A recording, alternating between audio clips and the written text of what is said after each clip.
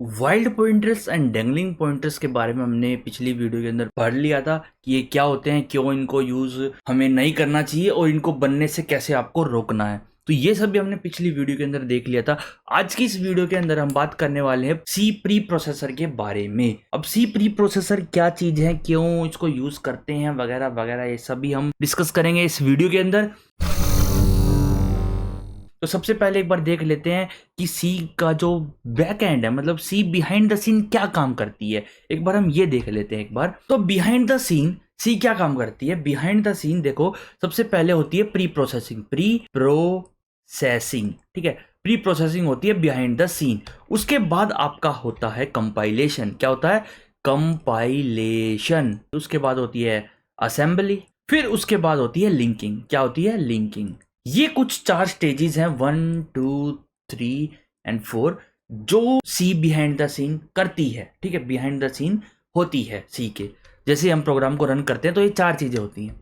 Pre processing का मतलब है कि प्री प्रोसेसिंग में जितने भी हमारे कमेंट्स होते हैं ना, कमेंट्स वे हट जाते हैं। ठीक है, उसके बाद जो हमने मैक्रो बनाई है, जो भी हमने मैक्रो बनाए हैं वे एक्सपैंड हो जाते हैं। क्या हो जाते हैं? एक्सपैंड हो जाते हैं। ओके, और जितनी भी हमने इंक्लूड फाइल्स करी है ना, हैशटैग इंक्लूड वगैरह लगा के, वे भी एक्सपेंड हो जाती है। मतलब कि उन फाइल का कंटेंट हमारे प्रोग्राम के अंदर आ जाता है। ठीक है, तो ये होता है प्री प्रोसेसिंग के दौरान। अब बात करते हैं कंपाइलेशन के दौरान क्या होता है। कंपाइलेशन के दौरान हमारे इंस्ट्रक्शन जनरेट किए जाते हैं। मतलब कि यहाँ पर हमारे इंस्ट्रक्शंस लिखे जाते हैं कि कौन सा फंक्शन पहले काम करेगा, फिर क्या करना है, फिर क्या करना है, फिर क्या करना है। ये सभी इंस्ट्रक्शंस इस कंपाइलेशन प्रोसेस के द्वारा किए जाते हैं। ठीक है, और असेंबली में अपना क्या होता है, मशीन कोड के अंदर कन्वर्ट किया जाता है अपने कोड को। ठीक है, मशीन कोड के अंदर, इसके अंदर मशीन कोड के अंदर कन्वर्ट किया जाता है कोड को। और इसमें हमारी 2 फाइल, अगर आप विंडो में हो तो आपकी exe निकल के आएगी, और अगर आप लिनक्स में हो तो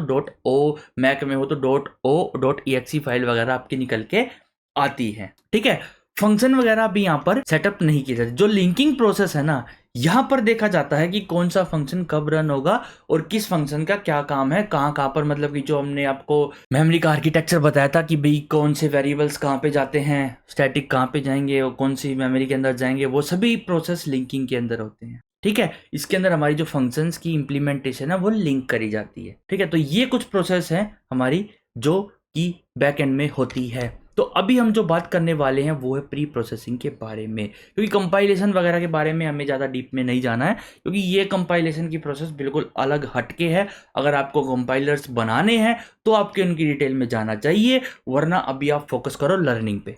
अब बात करते हैं सी प्री प्रोसेसिंग क्या है। ठीक है, अब हम इस टॉपिक के बारे में यहाँ पर बात करेंगे। एक बड़ी सी लाइन लगा देते हैं।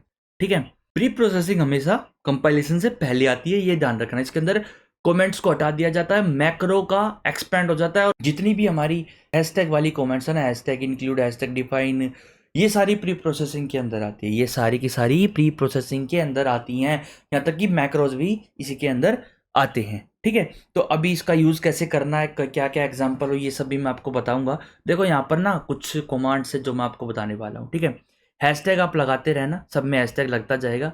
Hashtag define, hashtag define. ठीक है, और फिर हैशटैग इंक्लूड। इंक्लूड तो आपने यूज़ करा ही है बहुत बार, क्या करता है आपको पता ही है। ठीक है, हैशटैग अनडेफ, और उसके बाद है हैशटैग इफ डेफ, और उसके बाद आ जाता है आपका if and deaf, if and deaf, और उसके बाद आ जाता है आपका सिंपल इफ, फिर एल्स, और एक आ जाता है फिर आपका एल इफ, एल इफ। ठीक है, तो ये सारी अपनी प्री प्रोसेसर की कमांड्स हैं, ये सारी प्री प्रोसेसर की कमांड्स है। डिफाइन से तो हम मैक्रोस वगैरह बनाते हैं, इंक्लूड से हम फाइल्स को इंक्लूड करते हैं, दूसरी फाइल्स को, दूसरी हेडर्स फाइल्स को या दूसरी सी फाइल्स को इंक्लूड करते हैं अपने प्रोग्राम के अंदर। ठीक है, अनडेफ का मतलब हो जाए जो हमने मैक्रो बनाए हैं ना, अब उनको अनडेफ कर दो, वो हट जाएंगे, वो हट जाएंगे, उनका यूज फिर आप नहीं कर पाओगे अनडेफ करने के बाद। और इफ डेफ मतलब ये आपको ट्रू रिटर्न करता है जब वो मैक्रो जो है एग्जिस्ट करता हो। ठीक है, और इफ एंड डेफ ये आपको जब ट्रू रिटर्न करेगा जब आपका जो वो मैक्रो है वो हटा दिया गया हो, मतलब कि वो हट चुका हो, वो अनडेफ हो चुका हो। और ये इफ एल्स का तो आपको पता ही है कि इफ कब काम करता है, एल्स कब काम करता है। और ये इफ एल्स हम मैक्रो के अंदर भी यूज कर सकते हैं हैशटैग का सिंबल लगा के, ठीक है। बाकी हम कोड के अंदर देखेंगे कि कब क्या कौन सा आपको क्या यूज करना है। अभी हम हैशटैग इंक्लूड के बारे में बात कर लेते हैं। हैशटैग इंक्लूड आपने बहुत यूज करा है ना, बहुत यूज। अभी हम इसी के बारे में बात करते हैं एक बार। चलिए कोड पे चलते हैं। यहाँ पे एक फटाफट से एक अपनी प्यारी सी फाइल बनाते हैं। 30 और डॉट लगाएंगे यहाँ पर। उसके बाद हम लिखेंगे यहाँ पे प्री प्रोसेसर डॉट सी, ठीक है। इसके अंदर सबसे पहले मैं देखने वाला हूँ हैशटैग इंक्लूड। हैशटैग इंक्लूड कैसे काम करेगा, ठीक है। एक काम करते हैं, यहाँ पे अपना एक मेन फंक्शन जो अपना है वो बना लेते हैं। अब देखो यहाँ पे हैशटैग इंक्लूड लिख के है। जैसे ही मैं प्रोग्राम को रन करूंगा ना, तो इस फाइल के अंदर जो भी कंटेंट है ना, वो सारा का सारा इस फाइल के अंदर आ जाएगा, ठीक है। वो सारा का सारा इस फाइल के अंदर आ जाएगा। इसीलिए मैं इस फाइल के फंक्शंस को इसके अंदर यूज कर पा रहा हूँ, समझे। अगर मान लो एक मैं कोई फाइल बनाता हूँ, यहाँ पर एक फाइल बनाते हैं lib.c।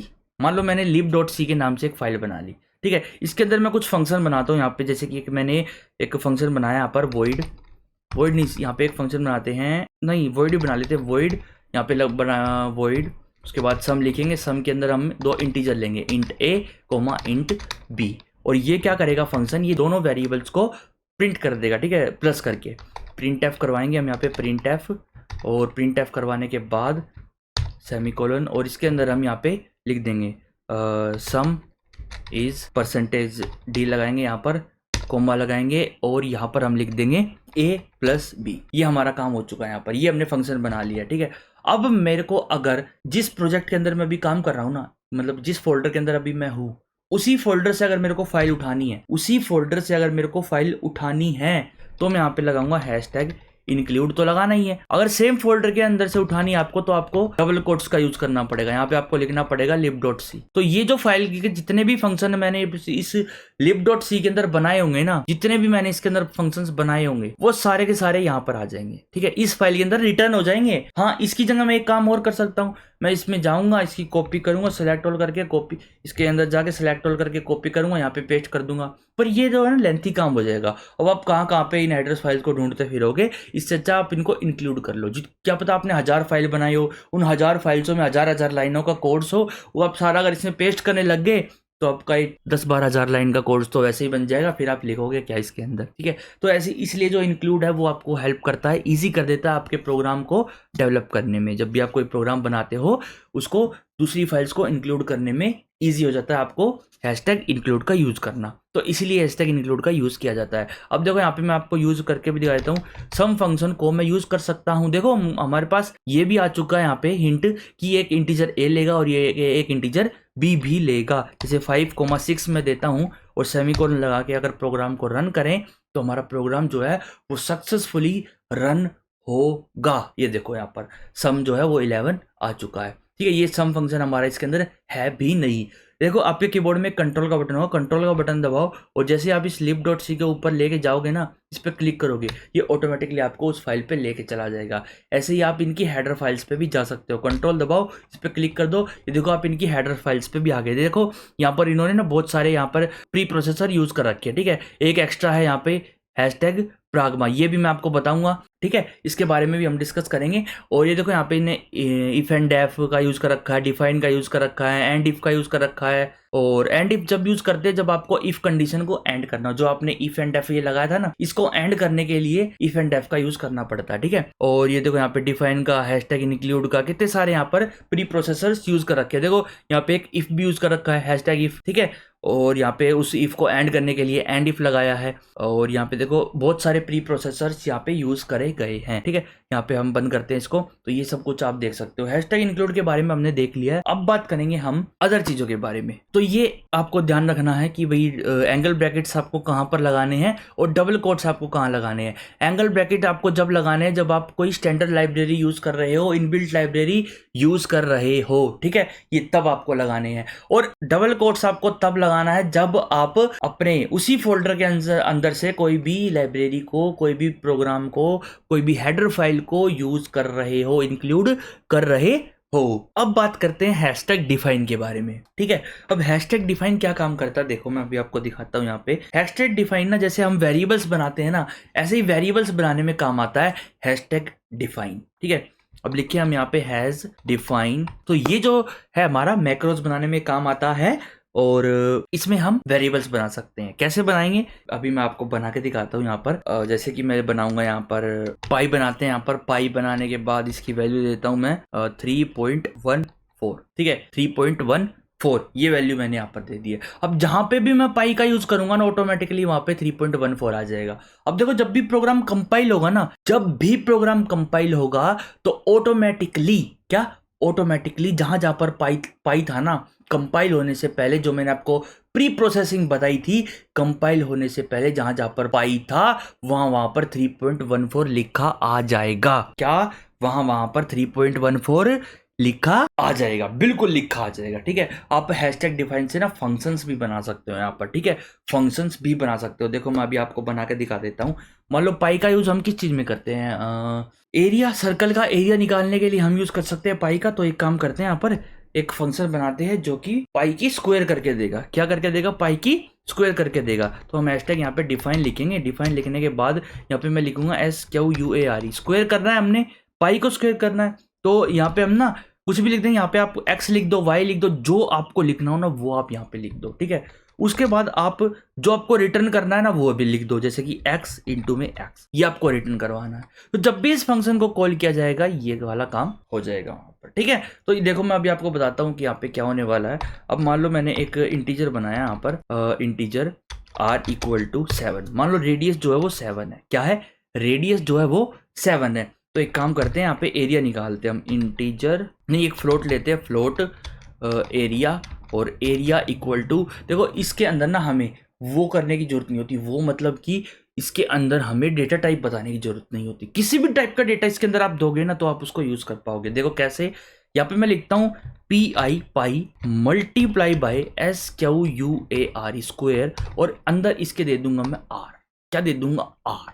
अब पता क्या है, कंपाइलेशन से पहले इस लाइन को ना कन्वर्ट कर दिया जाएगा। पता किस चीज के अंदर, इस चीज के अंदर कन्वर्ट कर दिया जाएगा। कैसे, देखो पाई की जगह आ जाएगा 3.14, फिर मल्टीप्लाई बाय, फिर स्क्वायर की स्क्वायर x। ठीक है, इसकी जगह आ जाएगा जो हमने r भेजा है ना, तो ये r इंटू आर, तो यहाँ पे आ जाएगा r मल्टीप्लाई बाय r। तो ये पहले ये किया जाएगा। ठीक है, बाद में जब हम अपना प्रोग्राम रन करेंगे तो ये काम होगा, ध्यान रखो। ठीक है, तो हैशटैग डिफाइन में क्या होता है, जो आप यहाँ पर बनाते हो ना कंपाइलेशन से पहले उसकी वैल्यू से उसको रिप्लेस कर दिया जाता है। जैसे कि इसकी वैल्यू क्या है, इसकी वैल्यू है जो हमने अंदर वेरिएबल भेजा है ना वो मल्टीप्लाई में वही। ठीक है, तो यहाँ पर स्क्वायर r को रिप्लेस कर दिया जाएगा r इंटू आर से, r इंटू आर से रिप्लेस कर दिया जाएगा कंपाइलेशन से पहले, कंपाइलेशन से पहले।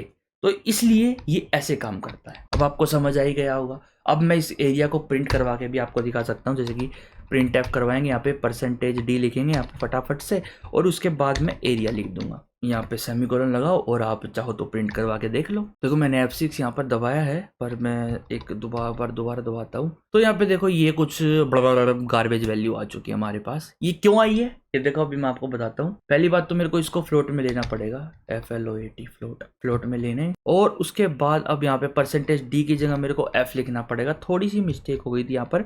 उसके बाद हम यहाँ पे F6 दबाएंगे तो हमारे पास जो है एरिया अच्छे से आ चुका है। ठीक है, क्या आया है 153.860001। ठीक है, तो ये हमारे पास आ चुका है एरिया। तो ऐसे आप हैशटैग डिफाइन से फंक्शन भी डिफाइन कर सकते हो, और जो हम नॉर्मल फंक्शंस बनाते हैं ना ये उनसे फास्ट होते हैं। अब फास्ट क्यों होते हैं ये मैंने आपको ऑलरेडी बता दिया है।